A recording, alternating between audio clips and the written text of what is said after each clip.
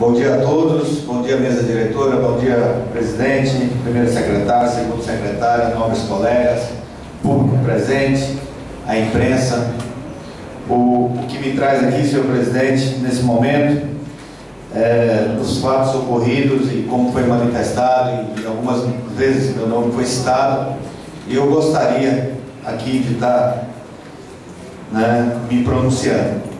Em relação ao colega Cido, eu quero dizer para Vossa Excelência que, de fato, isso nós estamos procurando, já conversamos já com a prefeita Cláudia, em relação ao centro administrativo, que possa estar levando essa casa, porque hoje a gente vê que é uma falta de respeito, não só com os vereadores, mas também com o público que frequenta, que está sempre aqui nesta casa, e principalmente agora com essa medida da Secretaria de Serviços Públicos em relação da moralização do trânsito, ou seja, mesmo com essa medida ainda está insuportável, muitas vezes a gente não tem onde parar nosso carro, e com certeza isso será um dos legados que a gente vai lutar bastante para a gente deixar para a comunidade de Porto Seguro, para a população de Porto Seguro, uma Câmara decente, uma Câmara onde possa não só acomodar os vereadores para desenvolver o seu trabalho, mas também para desenvolver principalmente,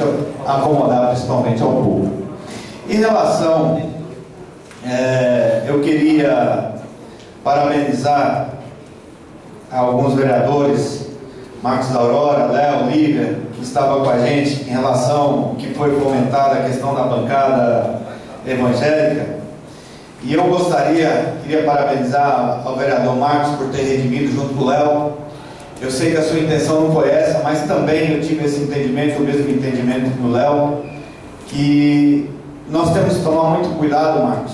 E eu quero parabenizar porque logo de bate-pronto você respondeu ao Léo, mas é só de reafirmar esse cuidado quando é pronunciado que nós estávamos ali, ou nós somos agente político. Não é, eu quero comungar com o Léo, quando Vossa Excelência me ligou para estar ali, realmente eu fui pela causa, pelo que eu acredito. E a gente sabe, não quero dizer aqui na questão espiritual, porque aí a gente já vai entrar pela questão da religião. Eu acho que religião, cada um tem a sua, e cada um acredita naquilo, e a gente tem que aprender a respeitar. Mas sim pelo lado, o que representa as igrejas, o que representa as igrejas para a cidade de Porto Seguro, e principalmente na área aonde foi afetado, que é uma área fragilizada, é uma área onde nós sabemos hoje que o tráfico já está enraizado, e como já foi falado por outros, e eu quero reforçar, que hoje não tem nada no Brasil, uma ferramenta, como não adianta o governo federal, o governo estadual, o governo municipal, a própria polícia militar, muitas vezes tem medo, quando o traficante que pega o jovem, ou que mata o jovem, muitas vezes aquela mãe, muitas vezes não pode procurar ajuda porque tem medo, porque o próprio traficante ameaça a própria mãe, e muitas vezes é o próprio pastor que entra dentro dessa casa, é o mesmo o próprio pastor que vai lá afagar essa mãe, é o próprio pastor que vai lá resgatar esse jovem das drogas. Então existe um trabalho social muito grande das igrejas, e como foi falado aqui, e ontem na própria reunião nosso colega Geraldo Contador colocou de uma maneira assim muito, aquilo me deixou muito marcado, Geraldo, da maneira como você colocou em relação à formação de pastores, a formação de igreja, a maneira como você colocou que você fez muitos pastores, a maneira como você colocou que os pastores te procuravam e juntavam gente da família, que você ia, não era crente, e você dava esse documento. Isso me comoveu muito, porque não é nisso que eu acredito, e não é por esses pastores que eu tenho certeza que eu, Léo, Marcos da Aurora, Lívia está defendendo. Não é isso, não é esse tipo de pastor. O que eu quero colocar, e já foi claro, e graças ao bom Deus, esses pastores têm discernimento, que a prefeita Cláudia Oliveira também não tem culpa do que aconteceu. E como foi colocado aqui pelo líder do governo, se temos que procurar um culpado, se temos que procurar uma pessoa que seja culpada, por mais Por mais que muitas vezes pode ter delegado, mas o atual gestor daquela época era o senhor Gilberto Abade. Como nós sabemos que tinha secretários, como nós sabemos que tinha aí servidor público, que entrou pela política, como nós sabemos que pessoas aproveitou esse momento, a boa fé dos pastores, para criar uma imagem política, e deu no que deu.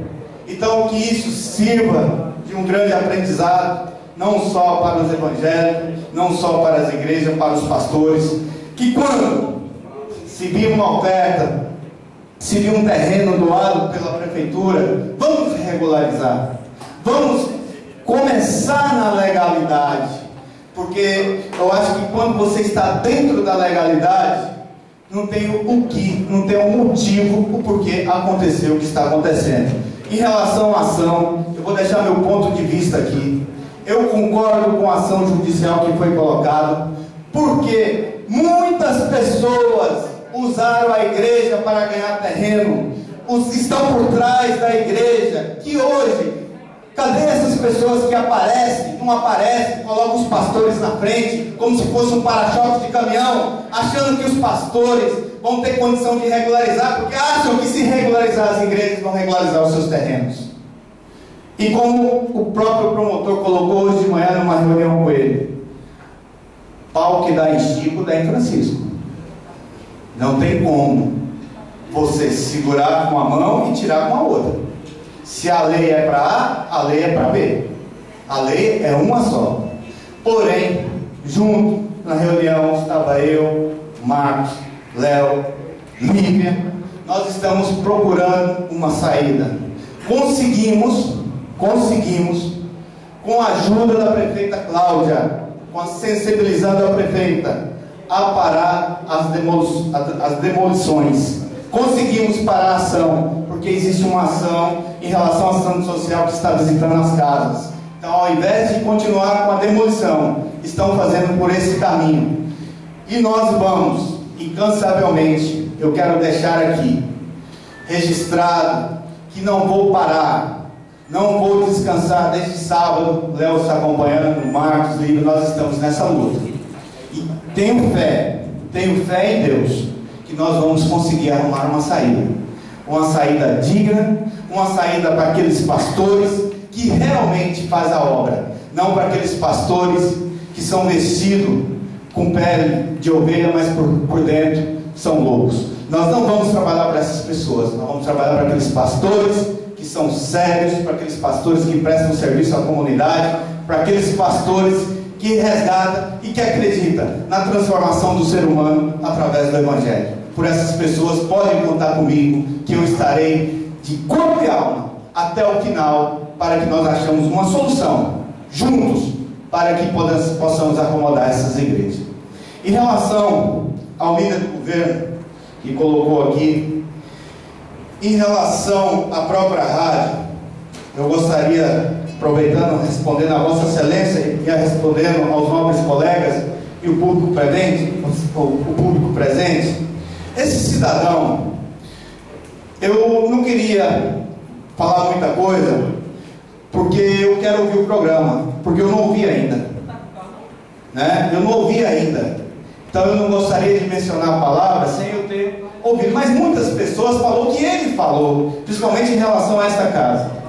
E na tentativa, que ele já teve tentativa, junto com outras pessoas que eu sei, de montar grupos para me prejudicar na empresa.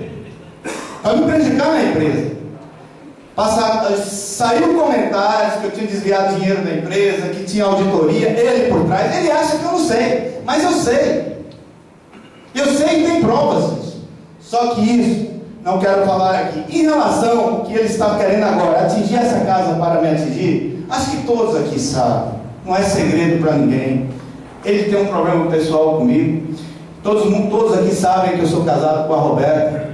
Eu não tenho culpa se ele não soube cuidar da família dele. Eu não tenho culpa disso. Eu não tenho culpa. Eu acho que no mínimo de respeito para qualquer pessoa que se diz pai, é você respeitar muito os seus filhos.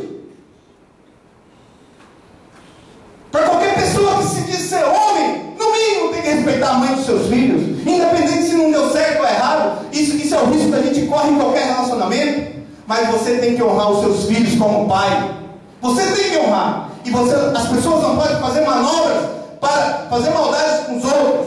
Acho que, então, quando você tem um cidadão que fala da própria mãe dos filhos, o que você pode esperar? Quando você tem um cidadão que passou por essa cidade, que hoje fala que é prefeito atual, Cláudio Oliveira, que Roberto Guerra, que fala que quem deu a brecha foi ele. Porque ele teve a oportunidade de ser o gestor, ele teve a oportunidade de revolucionar essa cidade, mas não somos nós que dizemos, a própria justiça que diz que ele desviou mais de 50 milhões.